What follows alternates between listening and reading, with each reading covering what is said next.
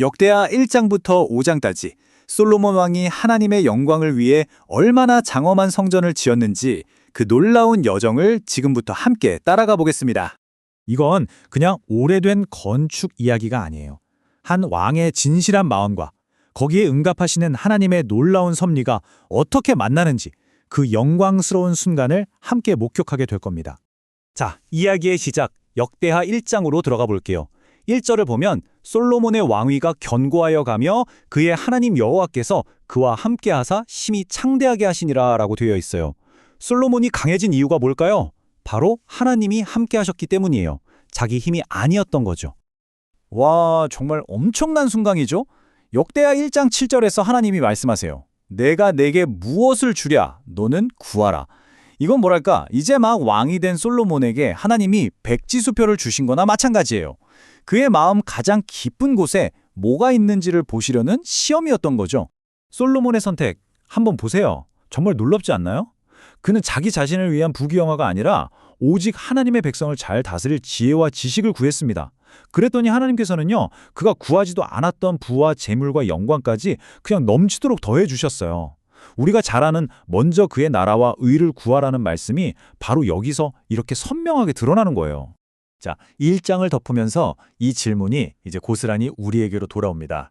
우리 마음 가장 깊은 곳에 있는 단 하나의 소원은 과연 무엇일까요? 이제 2장으로 넘어갑니다. 1장에서 받은 그 엄청난 지혜 있잖아요. 그게 그냥 머릿속에만 있었던 게 아니에요. 곧바로 아주 분명하고 거대한 결단, 즉 행동으로 이어집니다. 역대하 2장 1절의 이 결심에서 우리가 진짜 주목해야 할 건 바로 순서입니다. 순서. 자신의 왕궁보다 여호와의 이름을 위하여 성전을 건축하는 걸 먼저 결심했다는 거. 솔로몬은 자기 안위보다 하나님을 향한 예배가 최우선이라는 걸 삶으로 보여준 겁니다. 솔로몬의 생각이 얼마나 깊었는지 한번 보세요. 그는 알았던 거예요. 이 성전이 하나님을 어디 가둬두는 그런 장소가 아니라는 걸 말이죠. 역대하 2장 6절에서 고백하는 것처럼 이 성전은 하나님의 이름을 높이고 온 세상에 그 위대하심을 알리면서 하나님과 계속 관계를 맺는 통로가 되어야 한다는 걸 정확히 이해하고 있었어요. 솔로몬의 이 우선순위가 우리에게 큰 도전이 되죠. 가만히 생각해 보자고요. 내 인생이라는 시간 속에서 나는 지금 뭘 가장 먼저, 가장 중요하게 쌓아 올리고 있을까요? 자, 3장입니다. 드디어 이제 진짜 건물을 짓기 시작하는데요. 근데 여기서 중요한 건 그냥 아무 땅에나 짓는 게 아니라는 거예요. 그 장소에 아주 깊은 영적인 의미가 담겨 있었습니다. 성전의 기초는 결코 우연히 정해지지 않았어요. 역대하 3장 1절은 그곳이 바로 모리아산이라고 딱 집어서 말해요. 여러분, 모리아산 기억나시죠? 아브라함이 사랑하는 아들 이삭을 바치려고 했던 바로 그 순종의 자리, 그리고 나중에 다윗 왕이 죄를 지었을 때 하나님의 심판이 멈추고 은혜가 부어졌던 바로 그 자리. 그러니까 하나님의 집은요, 이런 구원의 역사 위에 세워지는 겁니다. 그리고 입구를 보세요. 거대한 기둥 2개가 딱 버티고 서 있어요. 야긴과 보아스. 이건 그냥 장식이 아니었어요. 성전에 들어가는 모든 사람에게 던지는 강력한 신앙 고백이었죠. 성전에 들어갈 때마다 이 2 기둥의 이름을 마주해야 했습니다. 야긴, 그 뜻은 그가 세우신다. 그리고 보아스, 그에게 능력이 있다. 이 말은 곧 하나님께서 친히 이 성전을 세우셨고 오직 그분의 능력 안에서만 모든 것이 가능하다는 선포인 셈이죠.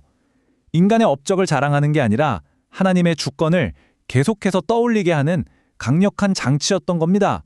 이 질문이 마음에 콕 박히네요. 내 삶이라는 성전은 과연 하나님이 정하신 그 거룩한 터 위에 잘 세워지고 있을까요? 자, 이제 4장입니다.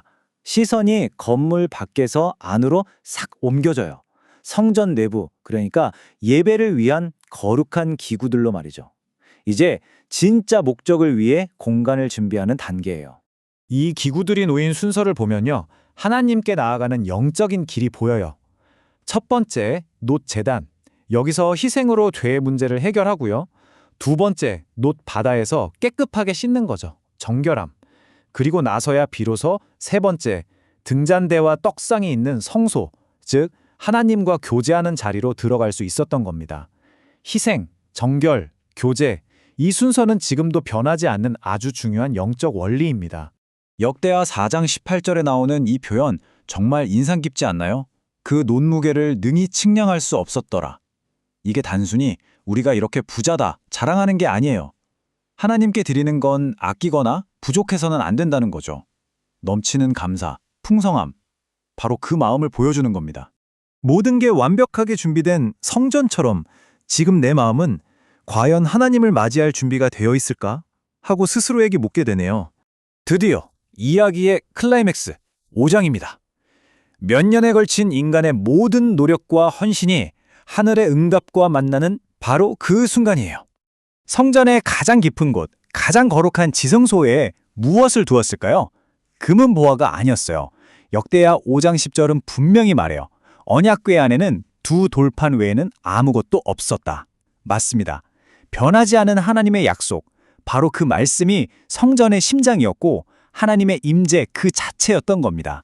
하나님의 영광이 임하기 바로 직전, 그 장면을 우리가 꼭 기억해야 해요. 다들 제각각이 아니라 하나의 목소리로 함께 예배하고 있었다는 사실을요. 그럼 그들이 뭐라고 찬양했을까요? 하늘의 문을 열었던 그 찬양은요, 놀랍게도 아주 단순하고 명확했어요. 역대하 5장 13절에 나오죠. 여호와는 선하시도다. 그의 인자하심이 영원함이로다. 뭔가 복잡한 걸 요구한 게 아니었어요.